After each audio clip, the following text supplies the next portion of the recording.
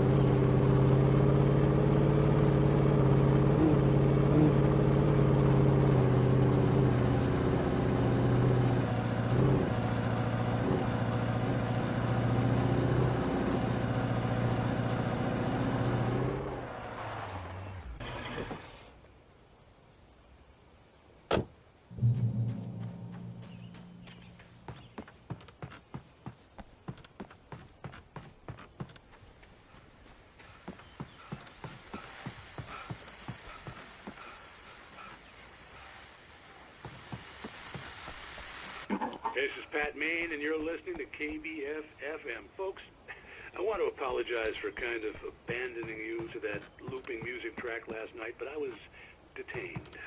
You see, I encountered a big-shot G-man with an itchy trigger finger who could use a lesson in manners and a boot in the ass, not necessarily in that order either.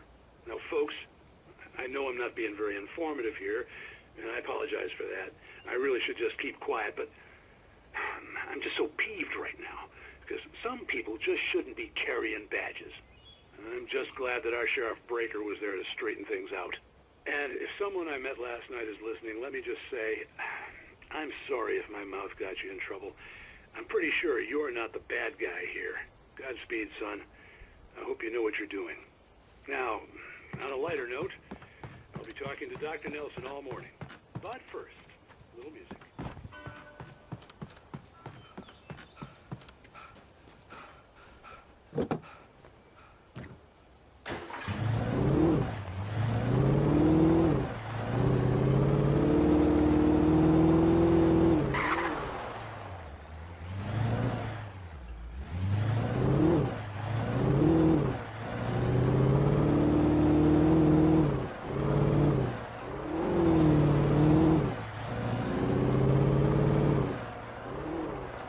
I was early. I was supposed to meet the kidnapper at noon in the main building. The coal mine was quiet. It was a museum now.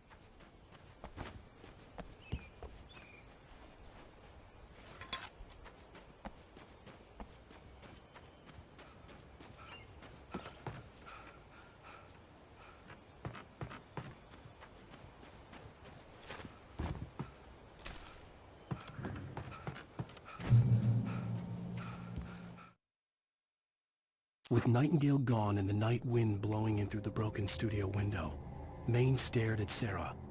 The sheriff looked away. Maine's voice shook with barely controlled anger. That boy's doing more drinking than thinking. I hope you know what you're doing, Sarah. He's got a sickness in his eyes. You take my word for it. He wants Wake for a reason, and it's not for anything good.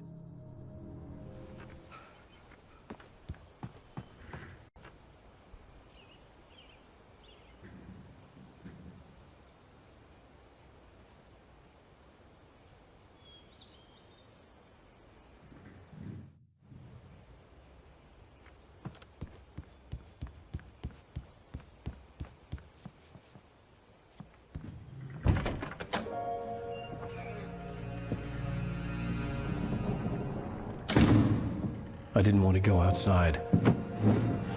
Cops had to be looking for me. The noon sun turned the place into a sauna. The day dragged on. Different scenarios ran through my mind. Ways of how I'd torture the kidnapper to get Alice back. Or the different horrible things he could have done to her. I imagined her dead. I had no way of knowing she was still alive. It was killing me. I was running on blind hope. It was all a waste of time. The bastard never showed up.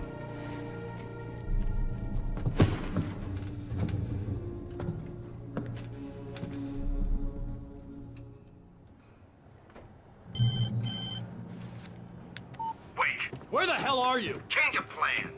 You know where Mirror Peak is? It's a big mountain north of where you are. You follow the path from the mine, you can't miss it. There's a lookout point there. I'll be waiting. I'm through being jerked around You by want you. to see your wife alive? Because if you do, you better watch what you say to me. Do we understand each other? I want to talk to Alice. Yeah, and I want the manuscript. Don't keep me waiting, Wake. Hello? Hello! Ah! I'm gonna kill him! I had to get to Mirror Peak.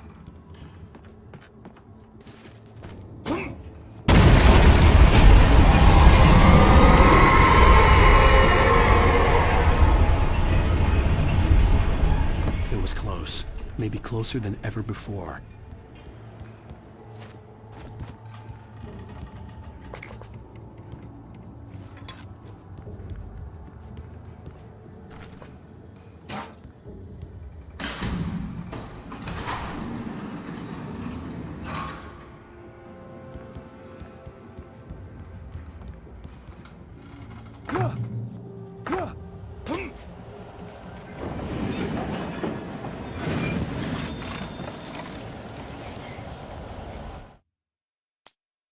When Thomas Zane fell for Barbara Jagger, it happened fast.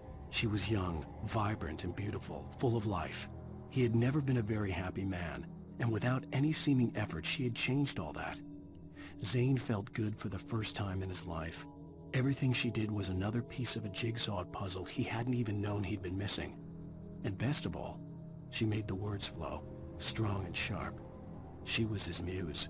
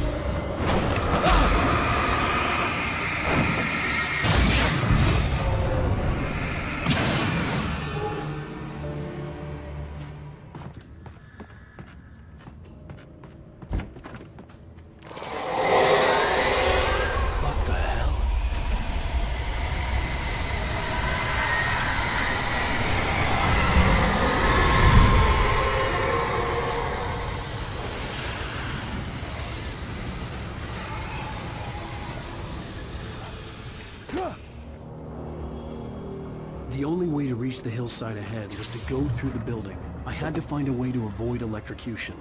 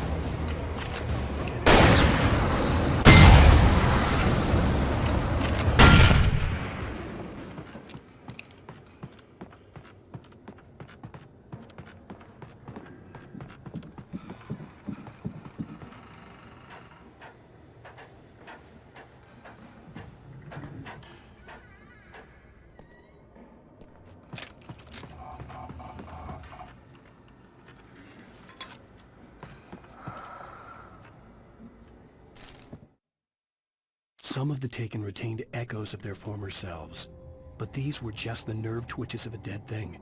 Nothing remained but a shell covered and filled with darkness. In most cases, these puppets were enough for the purposes of the Dark Presence. But for anything more elaborate, as with the writer, it was different. It needed his mind. And so rather than taking him over completely, it merely touched him.